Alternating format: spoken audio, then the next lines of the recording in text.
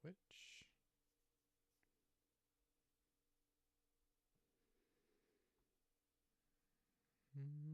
Just waiting for it to play my ad every night.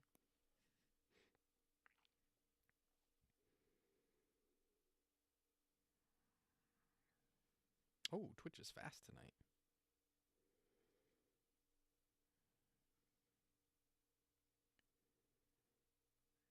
Maybe send a message in the chat room.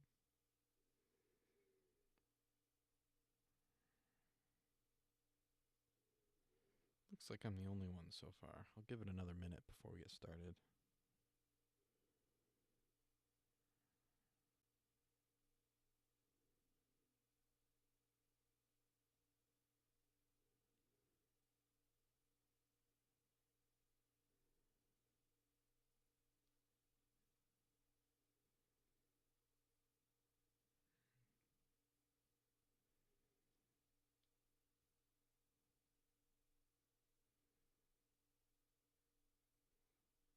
Okay, all right, there's the video opening up.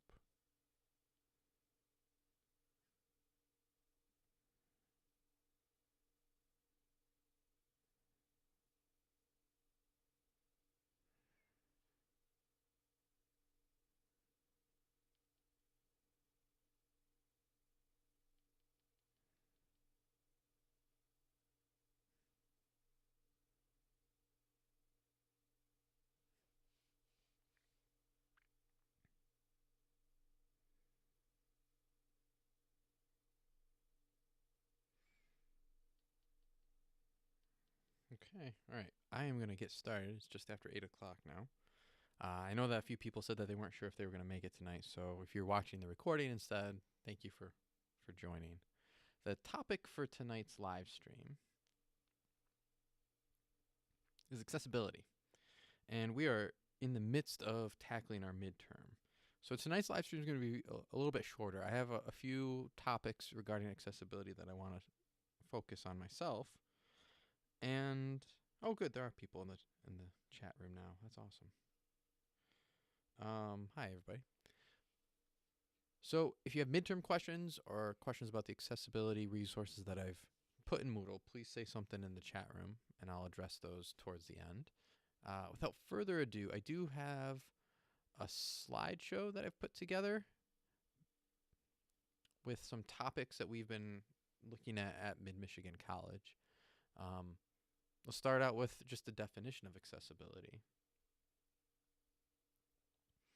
Making a website accessible means that anyone can use it. Anyone has been afforded the opportunity to use the website to get the same information, engage in the same interactions, and enjoy, like it says, the same services as a person who doesn't have a disability, in just as equally effective and equally integrated manner, while trying to keep it easy to use.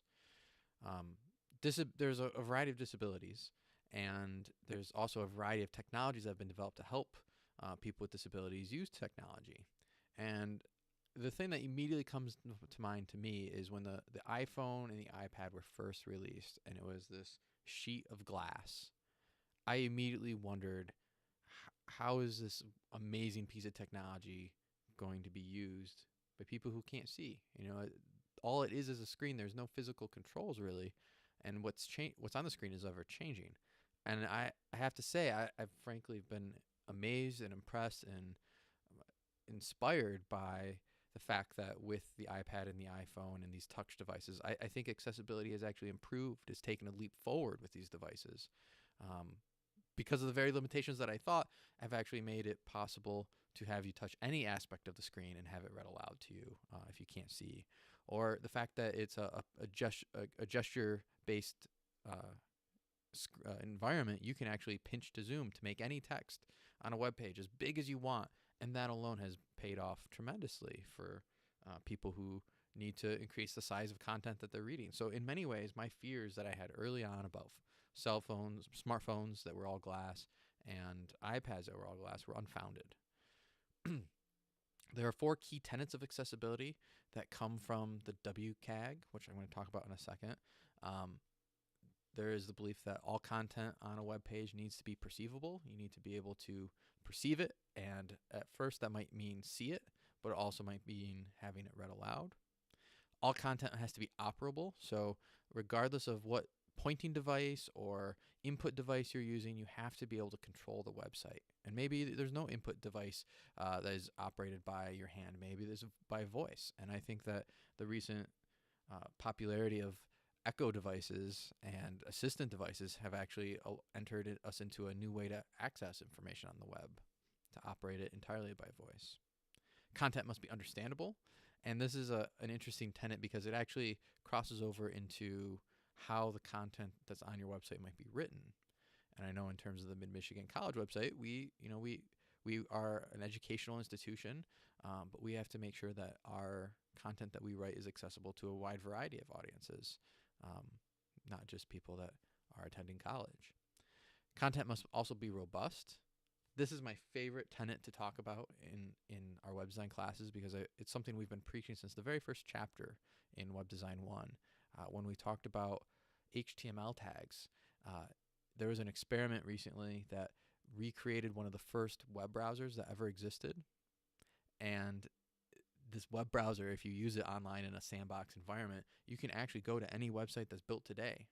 And this was before there were any images or character encodings. So a lot of what you see, and there's no CSS, a lot of what you see is like a terribly designed web page. But the fact that you can visit modern websites and still see the content on this browser that was recreated from code that was imagined decades ago is pretty awe-inspiring.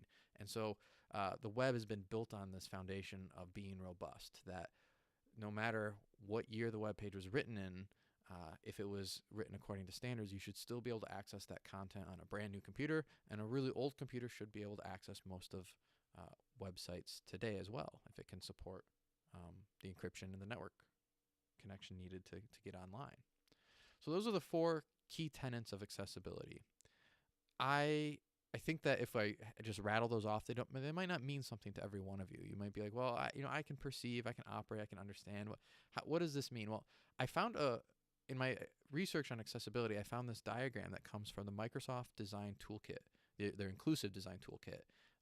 You can go to their website to learn more about inclusive design as a whole. But what I like about this is it shows that regardless of known disabilities, assistive technology can actually help people in a wide variety of situations.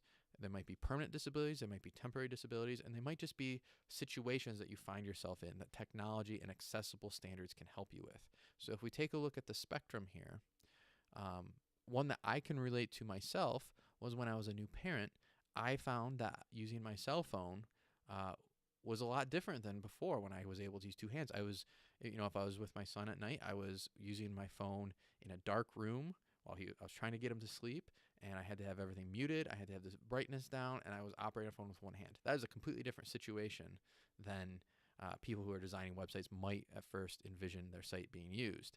And that really kind of struck a chord for me for the students that I was teaching too. Suddenly my eyes were open to the fact that you might be trying to watch something like this live stream at night in a quiet room with earbuds on, or maybe you've turned on the closed captioning that I try to add through YouTube to make it easier to understand. You might be relying on that as your primary information for the week. And so this idea of adding assistive technology support to everything that we build is going to pay off for people that have disabilities, but as well as people that are using your website in a situation where the technology can benefit them.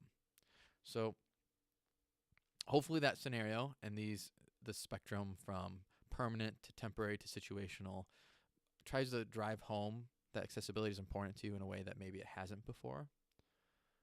When it comes to terms and organizations that are most important, I couldn't do this presentation without mentioning the W3C. Remember back from Web 1 that's the organization that defines the standards for web pages that the browser makers then build into Chrome and Safari and Firefox. They've taken accessibility very seriously. They formed a subcommittee that actually published web content accessibility guidelines. They are now referred to as the WCAG. The most common version that people refer to is the WCAG 2.0, and that's where those 4 tenets that I mentioned came from. There is a small revision that's in recommendation phase right now for WCAG 2.1 that tries to simplify and clarify recommendations.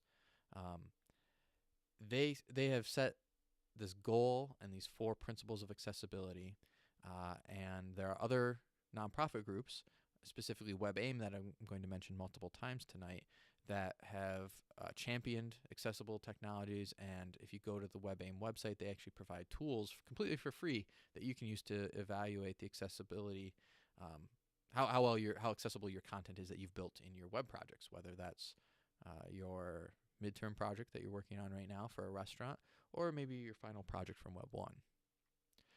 One reason that in my role as the director of programming at Mid-Michigan College, one reason I know so much about accessibility is because we actually, some of our federal funding is definitely tied to adherence to some accessibility standards.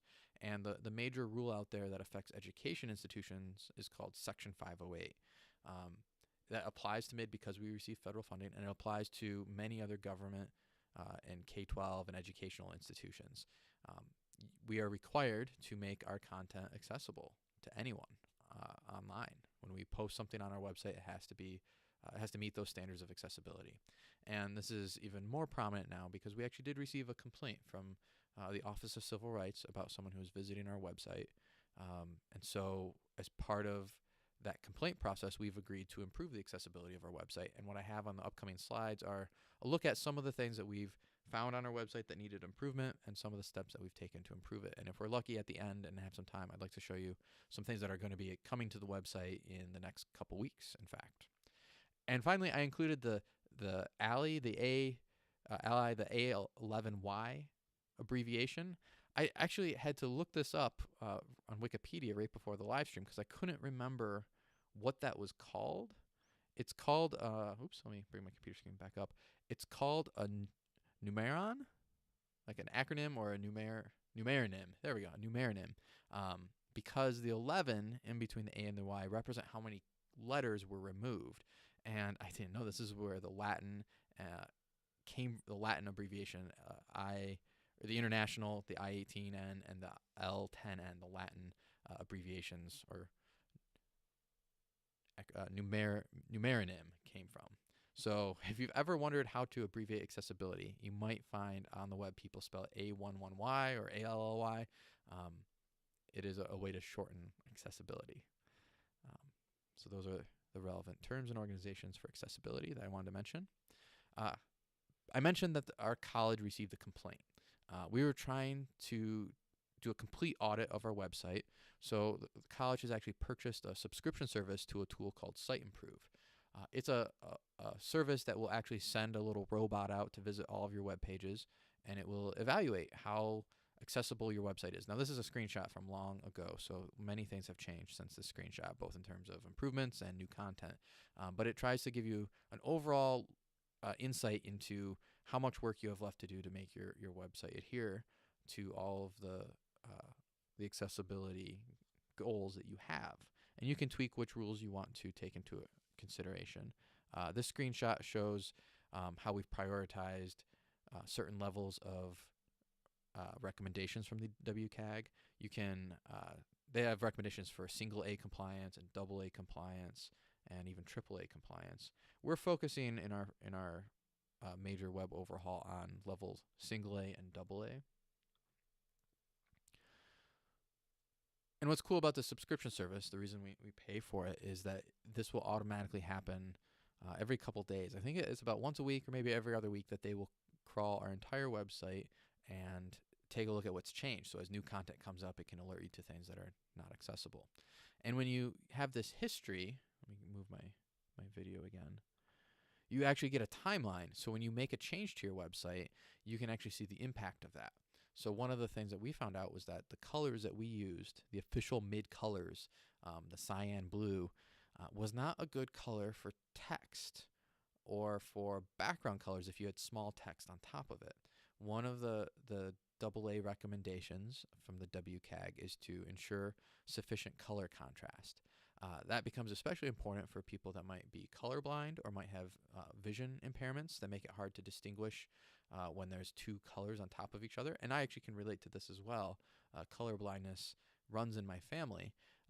So if you've ever been to an I'm sorry, if you've ever been to the eye doctor and you've had that color blindness test where you'll look for patterns and symbols and numbers and letters inside of like these little bubble charts, that's what they're testing for, is whether you can distinguish certain colors. And we didn't realize that our official school colors, the way we were using them, made it really hard to read. So we ended up making significant changes to our style sheet. And this was the power of having a style sheet, an external style sheet. We changed our color rules, and you can see right away we were able to reduce the number of issues with color contrast like in half with one major deployment of our website. When it comes time to using a website, something being operable, I immediately think of forms. So as a community college, we have a lot of forms on our website, and one of the things that we've had to do is actually change some of our providers. So this was an example of a form that people would fill out if they wanted to visit campus. And what we found when we turned on the screen reader on this page is it actually read aloud the word table, table row, table cell, column 1, row 1, and then it would continue reading the content for every question.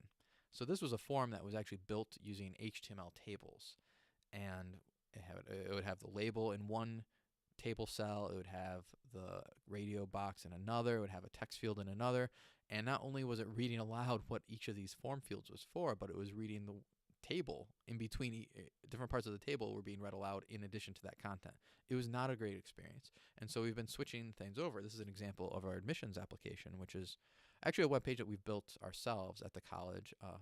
And if you visit that website and you have a screen reader on, it actually will read the labels and tell you what fields are required and explain what formats you can type information into the fields on. It's actually very screen reader friendly, and we're proud of our work there. This is a slide that I took from some of our internal trainings that we have at the college. The number one accessibility win that I try to convince people of when they're in a training session with me is to start using the features of Word and Google Docs and Moodle that are there for organizing content. You know from HTML tags that we have H1s, H2s, H3s, and those are the level headings, and they kind of convey a document outline. Not a lot of people know that, so when they're building their reports or they're writing their memos, a lot of people just manually set the font and the font size themselves. And if I have had people ask me what font should I use for accessibility, the font doesn't matter so much. What actually matters is that you label the sections of your document with metadata that says this is the heading 1, so that when a screen reader visits your web page, it starts reading the content in terms of headings, so they can briefly skip around your content. So we try to convince people that are using Google Docs at the college or Word to actually use the heading levels and to actually organize their content so that the most important thing is heading 1, and then sections underneath the document have headings 2, heading level 2, and then inside of those sections, if they have more headings, that those become H3s. I think you've been doing that naturally already. And of course, the other thing that we recommend is that any image you include in a slideshow or in a document should have alt text. So in Google Docs, let's see if I can right click on this image and get alt text. Right there, it says that this is a screenshot of our syllabus template. So if you've, that reminds me, if you've ever opened up a syllabus at mid, hopefully you've seen this format, because one of the first things that we did was try to make sure that every syllabus that an instructor uses adheres to our accessibility principles.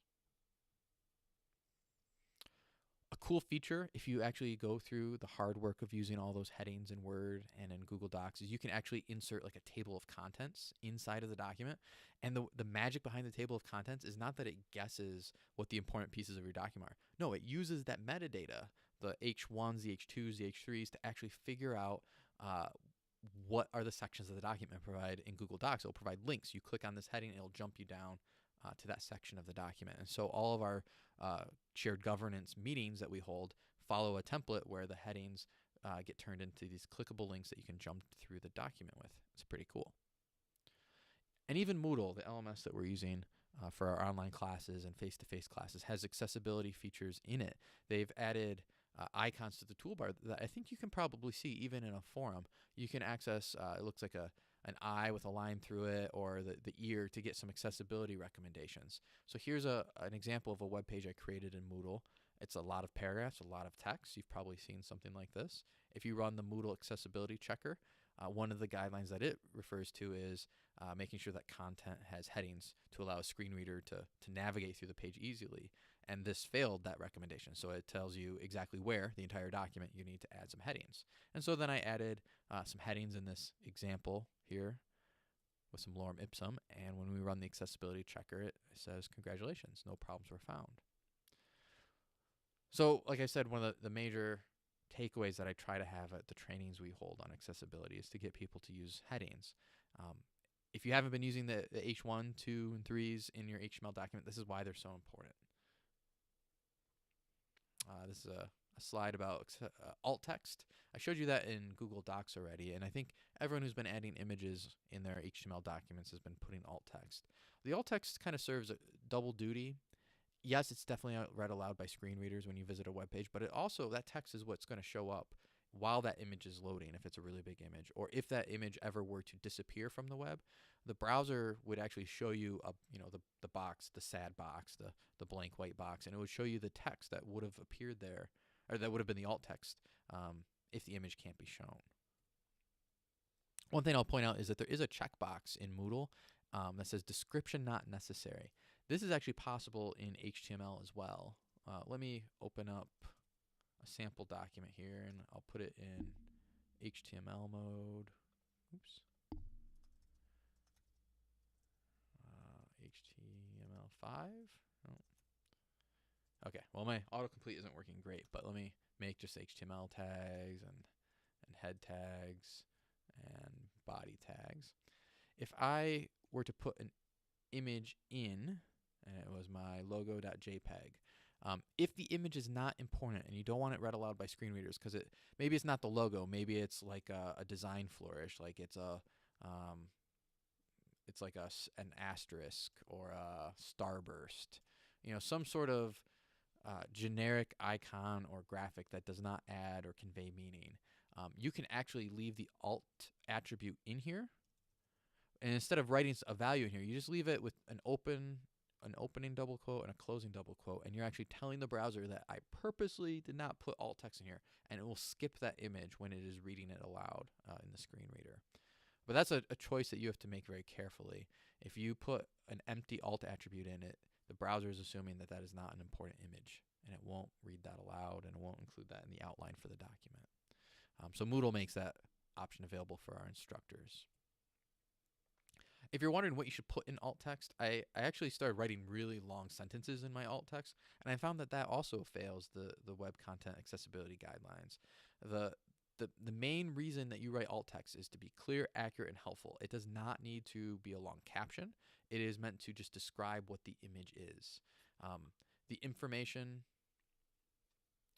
let me turn off do not disturb here. The information that you might put in a caption can be displayed on the web page as a caption, and that should probably be in the main text of the content. You don't have to put that in your alt text. The alt text is meant to merely be a descriptive label for the image. So oftentimes it's better to be concise than to add a lot of unnecessary wording in the alt text. So I'm going to skip ahead. This is, okay, color contrast. I talked about this. Moodle used to ship with some colors preset into it, a lot of them. And it turned out that a lot of those were not high enough contrast. So the Moodle accessibility checker will pinpoint those issues as well. Here's an example of fixing it to make the heading darker. I'm going to check the chat room to see if there are any questions. Looks like we're still good. I mentioned Site Improve being a subscription service that the college pays for. There are plenty of free resources. WebAIM is a great organization. They're out of, I think, the University of Utah. If you want to check the accessibility of your work, you can actually install their Wave browser extension. I think I have it open in a tab already. It looks like this little W once you have it installed. I have it up here in Chrome. And when you open it up, it'll actually read through and reveal the alt text, and it will provide a summary of any errors or issues that it finds with the accessibility features of your website. And you can get a look at the errors, and it'll make some recommendations. You can even pretend to show the website without any CSS styling whatsoever. And under contrast, you can actually take a look at what isn't high enough contrast. It will outline it in red for you. So this is a free tool, and it's really a great way to look up one web page at a time. The college maintains the the Site Improve subscription just because it kind of works in mass. It crawls our whole website and gives us reports organized by the layout of our website. So I definitely encourage you to install this. I think they have a version that works for Firefox, and they have a version that works for Chrome. I definitely have that enabled in my browser, and I'll open it on websites that I visit. WebAIM also makes a really cool tool called their color contrast checker. I've started using this a lot. You type in the hex value of the foreground color and of the background color. So in this case, this is the default blue, all the blue. This FF is all the blue against a white background. And then it will tell you what the contrast ratio is there. And the WCAG actually tells you specifically what color contrast you must adhere to. What I like is that it's actually more complicated than just one number. If the text is small, you need higher contrast colors. If the text is larger, you can get away with using less contrasty colors. But as you type in, or maybe you pick in this color wheel, a different value, I'll pick this really atrocious light green, and you'll see that that fails at all levels. But maybe if I change that to be a darker green, you'll see that it starts to pass. And for the WCAG AA adherence, this color might work on large text. If I keep cranking it up a little bit, that'll start to pass at the AAA level, and it will begin passing for smaller text as well. So this tool is a great way to test out your colors. You just need to know the color of the text and the color of the background, and you can tell if it's contrasty enough. If you wanted to share a link to this color combination, kind of like the Adobe Color tool, you can get this permalink, and then you could copy and paste that into Slack if you want to share whether your colors were accessible enough. So those are two free browser tools that you can use to check the accessibility of your designs. I love the WebAIM website, and it's a lot more approachable reading that advice than jumping deep into the WCAG itself. I do want to pull it up just so that you can see. It is a text document that you can read. It is largely accessible itself. Like, this website is a great way to play around with accessibility in and of itself, because they follow their own advice. They organize it around the guidelines of perceivable, operable, understandable, and robust. And you can then click on one of these. So let's pick make text content readable and understandable. They talk about language, wording, reading level, pronunciation, navigation, error indication. I thought this is where they would mention color, but that must be higher up in the list. So this is the WCAG in all of its glory. I did also include the link to the WCAG. Oh, I didn't include the link. If you search for WCAG 2.1, they do have that published as well. I think it's just in recommendation phase is what they say. It's a W3C recommendation as of June 2018. And the navigation on this is a little bit better, actually. So you can get down to contrast. There we go. So it's underneath distinguishable, which is underneath perceivable. That makes sense that it's underneath perceivable. So these are the minimum contrasts that you need to adhere to. On large text, it's a color contrast of 3:1. On smaller text, it's 4.5:1 for the contrast. So that's it for my presentation on accessibility. In Moodle, I did include some wonderful resources. Alinda.com has a great overview of what accessibility means, and they have then smaller videos on each subsection of the WCAG principles. And I included a podcast that I listened to last year, or maybe it was this summer, from an actual software engineer who builds websites and takes accessibility in consideration. It's a great interview. And what's great about all of these resources that I've shared is they all have closed captioning or transcripts available. So even this video called Where Accessibility Lives from a web design conference called An Event Apart, there are closed captionings for that video, and you can see real-world examples of how, I think it was like an e-commerce example, how they found how accessibility affects the business need of selling things. So if your shopping cart is accessible, more people can use that to purchase things, and so that has a real-life business impact. And I found this video pretty fascinating. So one of your assignments this week is to pick one or two of these and spend, I think it was about 2 hours I recommended, going through these resources and just summarizing what you learn about accessibility. Hopefully it's more than what I've shown you tonight, and also gives you some real life examples. I'm going to use that as my segue to get into real life examples from the mid website. I am happy to say that we are on the cusp of launching some brand new accessibility improvements. If I refresh this website, this version of the website that I'm showing you today is actually 6 to 10 times faster than the one that you use right now. And we're hoping this is going to be live in as soon as a week. So by the next live stream, this is hopefully going to be in place. What I wanted to show you are a few of the tweaks that we've been making to accessibility. If you use Chrome, you have some of these features enabled already. In Safari, I had to turn on an option that allows me to tab through with my keyboard rather than just tabbing to the text fields. Now if I hit tab, it tabs me through each of the links on the web page. So one accessibility feature on a web page is that you can actually tab and navigate the website entirely by keyboard. You can use your arrow keys up and down to move around, but actually if I hit tab, the concept of where I'm at on the page now actually will outline on the website. And my first tab on this new version of our website actually makes a link appear suddenly. This link is not visible until it has keyboard focus, but this is a link that says skip to main content. And when I hit enter, it actually jumps me down on the web page to where the unique content of this web page appears. We noticed that other colleges were doing this, and this is one of the recommendations that Site Improve gave to us. I believe it's in the WCAG as a recommendation to let people skip all of the logos and the nav bars that are on every single page and just get to what's unique about this page. So that tab feature we were really excited about.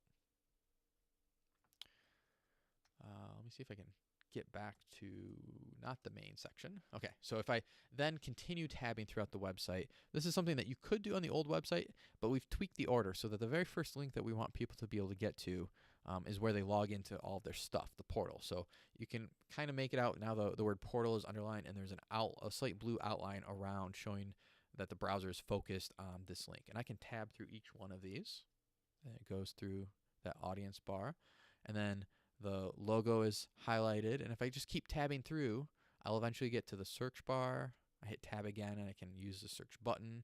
And this is what's brand new. Before, when we tab through here, you would skip from admissions and aid to academics to student resources. We found a way with JavaScript that when you have admissions and aid focused, we're now actually showing the nav bar. It opens and lets you then tab through each of these links as well. We're really excited about this. This was really hard to do. Or actually, it was almost impossible to do with the way we built the website previously, and we've reorganized things to make this a lot easier. There's a few issues with it that we're still trying to tweak out. I'll point them out just because you can see the rough edges. If I tab through all of these, in a perfect world, when you leave the last link, it would close the nav bar. Unfortunately, it leaves it open, and now I've selected things that are underneath the nav bar. So that's one area that we will need to make improvements, but this is already a huge step forward in terms of being able to navigate our website with a keyboard. So I'm going to refresh to get rid of that nav bar now. The other thing that I wanted to show you, and hopefully this works. This could go really terribly for me. I've turned on screen readers in the past in a classroom environment. I'm going to try to do this on the live stream. On a Mac, if you want to turn VoiceOver on, which ships with every Mac, and I think VoiceOver ships on, it ships on iPhone and iPads as well. You can go in your settings to turn on what's called VoiceOver, and it's a built-in screen reader, and it's actually really good. The shortcut key here is Command F5. Welcome to VoiceOver. VoiceOver speaks descriptions of items on the screen and can be used to control the computer using only your keyboard. Sounds like what we want to do. I'm going to hit enter to leave it on. VoiceOver on Safari, Mid-Michigan College window. Mid-Michigan College web content has keyboard focus. Now you'll notice On web content. To enter the web area, press Control Option Shift down arrow. you'll notice that it speaks really fast. That is a feature of the screen reader. When you are navigating a website with a screen reader, you want to skip around content really fast, and you're probably used to hearing a screen reader speak really quickly. In the settings, if you're trying to use this, you can turn down the speed, which might be something that you prefer. I'm going to leave it at its default right now. And now what I'm going to try to do, it added this black border around the web page that shows I have the whole web page selected. I'm going to... Mid-Michigan College web content. Mid-Michigan College web visited link. Skip to main content. Okay, I hit tab to get into the content. Link inside of web content. To click this link, press Control Option Space. To exit this web area, press Control Option Shift up arrow. It will tell you what keyboard shortcuts you can use. I am going to try to just use the arrow key. Skip to main content. clickable.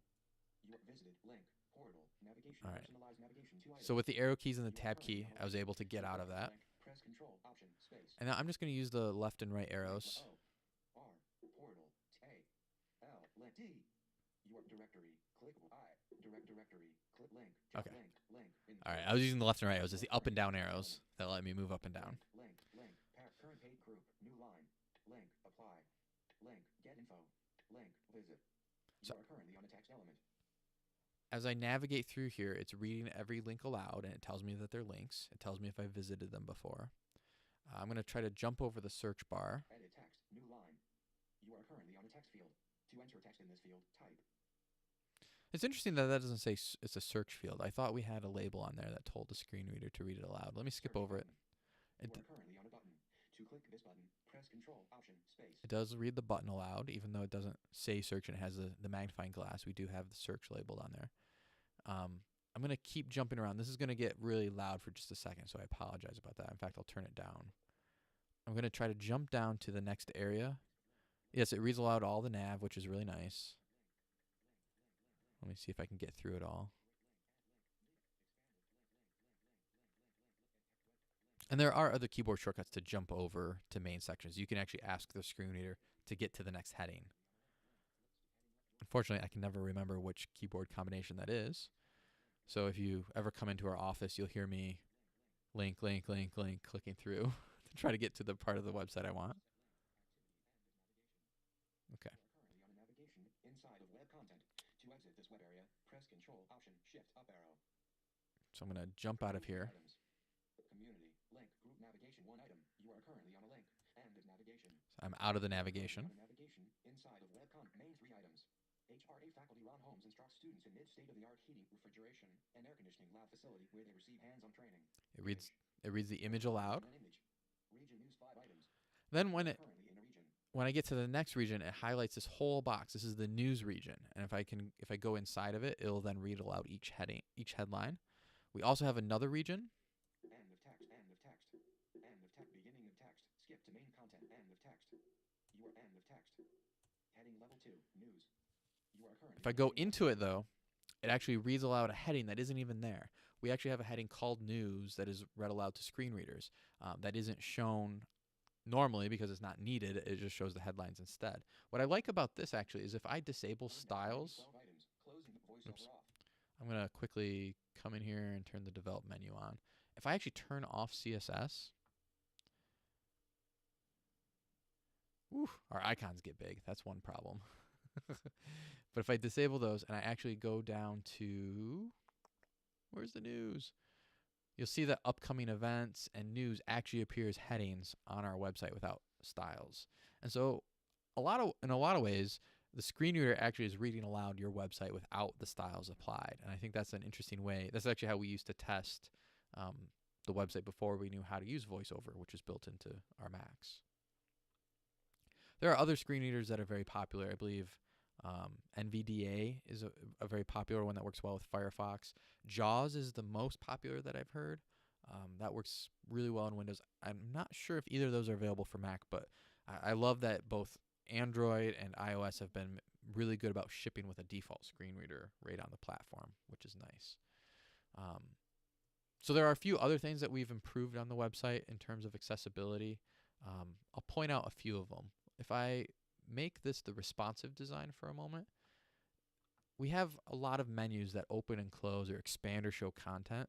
And so there's actually a way to indicate to screen readers in the browser that there is a closable item.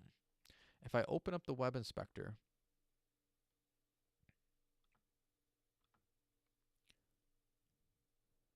I can show you, where is it? Where is the menu? Let me open up my little laser targeter here.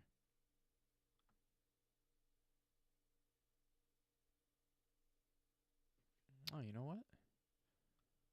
I'm not seeing the property. We have ARIA properties, I believe, on these that show whether something is expanded or not expanded.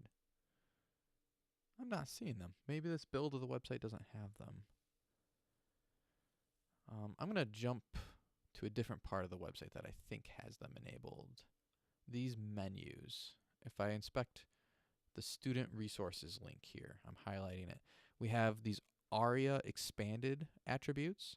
There are several different ARIA attributes that have been added to HTML. Well, you know what? You probably can't see that. Let me switch back to Chrome.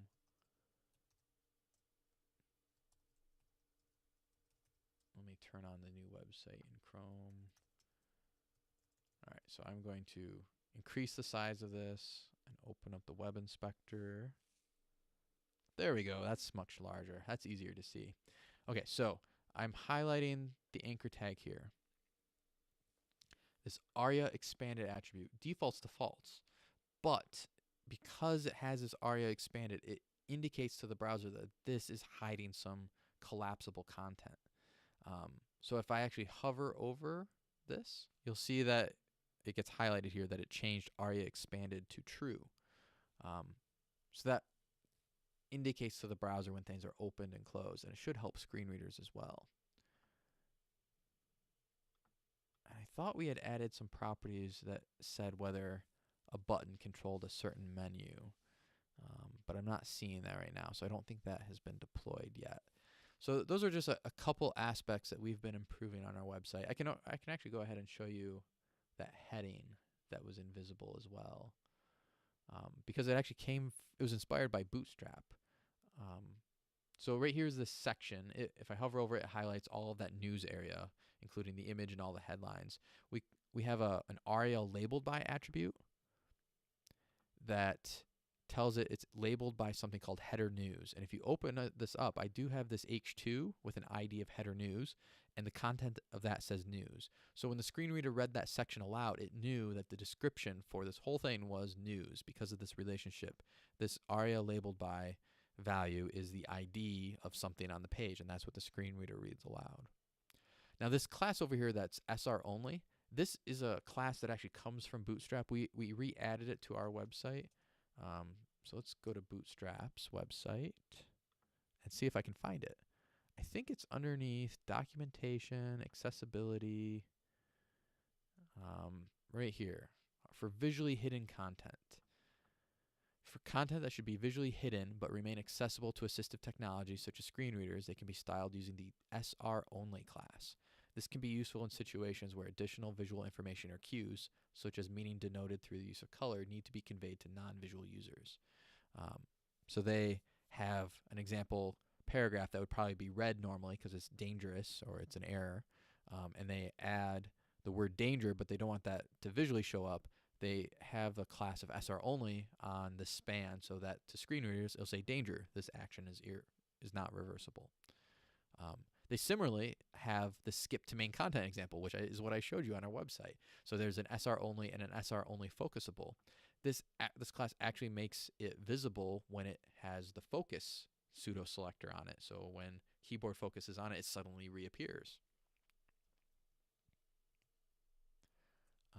So those are the classes that we added to our website. And if I come in here, if you want to see what SR only does, it's not really that complicated.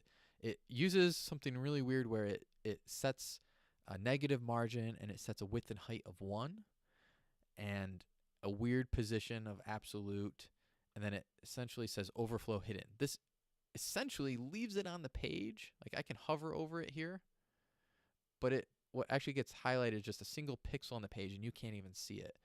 They even turn on this clipping property. They do everything they can to make it invisible on the web page. But it's just visible enough in the flow. It doesn't have display hidden on it, or display none, or whatever the CSS value is there. It actually is there, and a screen reader will notice it and not skip over it. It just does everything it can with CSS to make sure that the text won't be visible. And I think I read aloud that the old technique for this was actually to leave it here, but to use position relative to hide it like 1,000 pixels to the left or 1,000 pixels to the right. But I like that. I like the way that this one works. It's actually, yeah, the negative margin here actually makes it like negative sized, I think. So like the content disappears on top of itself, which is pretty crazy. So yeah, you have now seen a preview of our website that we are really proud of. It is super fast, which is going to help everyone use it more.